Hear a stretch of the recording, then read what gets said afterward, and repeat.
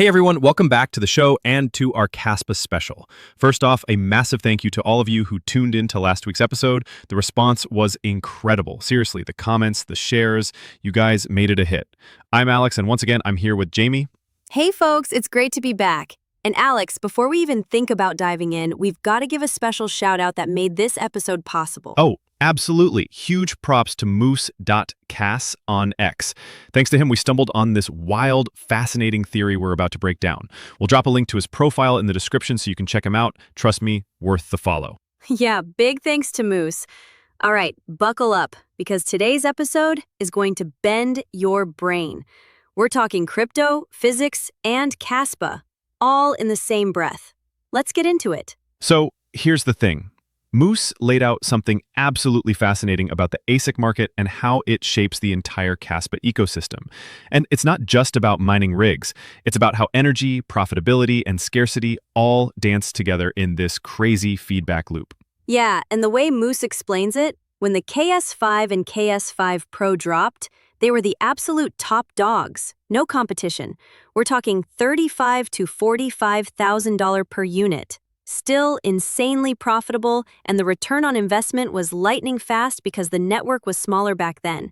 But then the hash rate went vertical, 10x in 6 months. And Ice River had to keep slashing prices to compete. Eventually, those $40K beasts dropped to just over $2,000 new. And on the used market, under $1,000. That's like going from a Lamborghini to a budget sedan in less than a year, but still the same machine. Exactly, and here's where it gets wild. Moose points out there's this magic line at about 9 cents per kilowatt hour. That's the threshold where miners either stay in or drop out. When profitability dips below that, hash rate follows price almost perfectly across multiple PoW coins. Bitcoin, Litecoin, Doge, BCH, and Kaspa's no different. So now we've hit scarcity. More coins are being held than the market demands. And Moose's prediction? Price will pump, ASICs will fire back up, hash rate will lag, profitability will spike. And suddenly, used ASIC prices shoot up because demand flips overnight. And when that used market gets cleared out before new production ramps up, that's when it gets spicy. The only way to get Kaspa will be to buy it on the market. Price goes vertical, manufacturers jack up ASIC prices, production goes into overdrive, and the cycle starts again. It's like this endless loop. Coin profit, new ASIC profit, old ASIC profit, coin profit. And every turn of that wheel shakes up the market. And that's just the base layer. Moose also hinted at what happens when L2s, smart contracts, and transaction fees enter the mix. Imagine miners getting more coins for the same work, or even staking their bags and borrowing for expenses instead of selling. That could totally rewrite the economics of mining. Bottom line, right now, we're in what Moose calls a hot coins, cold ASICs phase. Once the machines heat up, the whole game changes. And when they cool again, reset. Yeah, very interesting times ahead. So let's unpack exactly how this cycle could play out in the next few months and why it might surprise even seasoned miners. All right, so that's Moose's cycle in a nutshell. And honestly, it's brilliant how it all ties together. But here's the thing.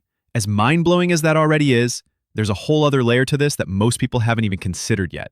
Yeah, because if you zoom out, this isn't just an ASIC market story. This is about thermodynamics, energy flows, and how Kaspa might be one of the purest real-world examples of an open system chasing equilibrium. Exactly. And if you think equilibrium sounds boring, trust me, it's not. What we're talking about here is a constant tug-of-war between miners, markets, and physics itself. The kind of thing that once you see it changes how you look at every proof-of-work coin. And the crazy part? You can actually map this out like a living organism. You can see it breathing in phases of expansion and contraction, just like the cycles Moose described, but driven by the laws of nature.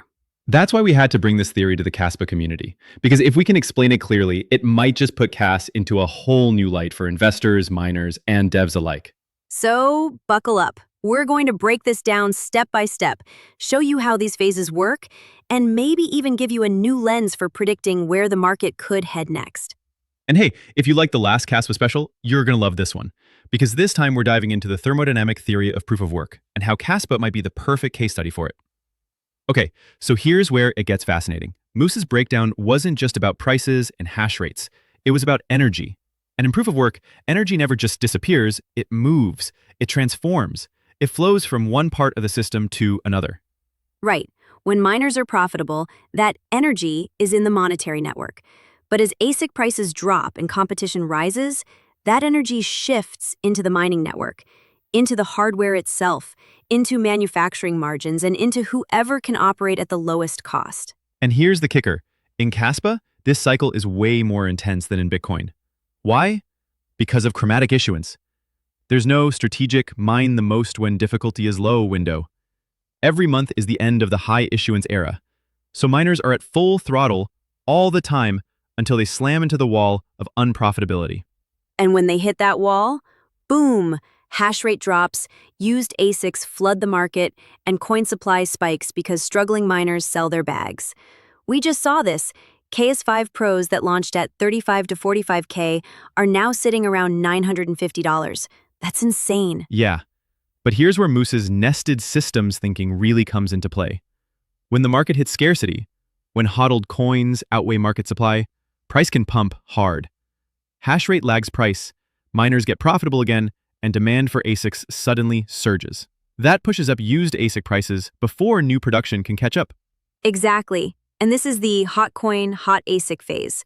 Then new production ramps up, hash rate explodes, profitability gets crushed, and we swing into cold coin, hot ASIC, until oversupply of hardware kills margins and we hit cold coin, cold ASIC.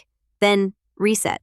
If you zoom out, it's basically thermodynamics, a system cycling between high and low energy states, always trying to reach equilibrium but never sitting still. The heat moves from coin profits to new ASIC profits to old ASIC profits back to coin profits. It's a closed loop. And Kaspa's design makes the transitions fast and brutal. Here's a mental model to picture it.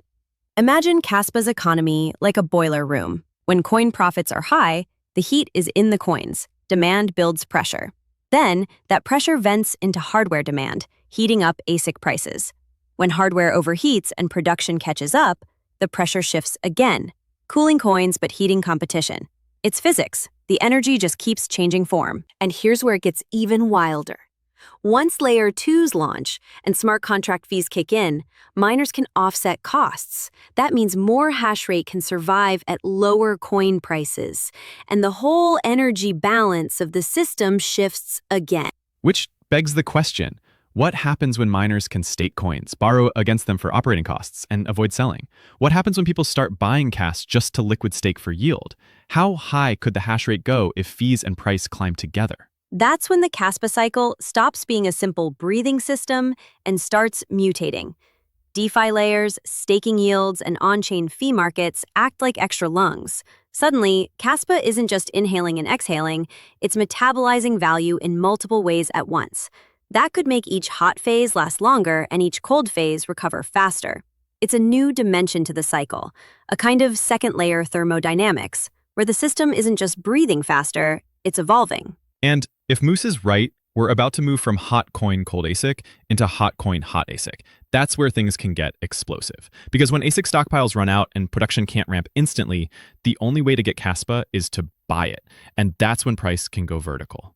This is why we think the Kaspa network isn't just another mining story. It's a living, breathing organism that runs on physics, incentives, and scarcity. So if you're a miner, an investor, or just a Kaspa fan, keep your eyes on these transitions. Because once you know the phases, you can see them coming. And when you can see them coming, you can play them like a pro. So the big question is, which phase do you think we're in right now?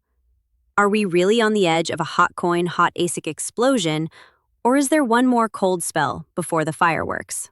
And what happens if Layer 2s land faster than expected? Could that completely flip the cycle on its head, maybe even create a permanent hot phase?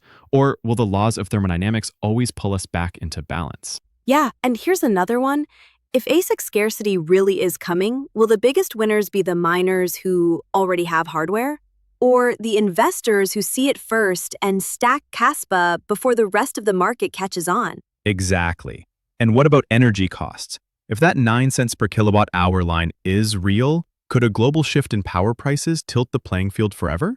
And could Kaspa's unique design make it the most responsive network to that kind of change? Those are the questions we'll be keeping an eye on. And trust us, the next few months are going to be fascinating to watch. We'll be tracking every move, every phase shift, and bringing you the latest right here. So make sure you subscribe. Share this with your fellow miners and Kaspa fans, and drop your own predictions in the comments. Who knows? Your theory might be the one we're breaking down in the next Kaspa Special. All right, that's it for today's deep dive. Thanks for spending your time with us. We appreciate every single listener out there. And just leave us in the comments what you would like to hear next in the Kaspa Special. Until next time, keep your rigs cool, your minds open, and your Kaspa bags ready. See you in the next one!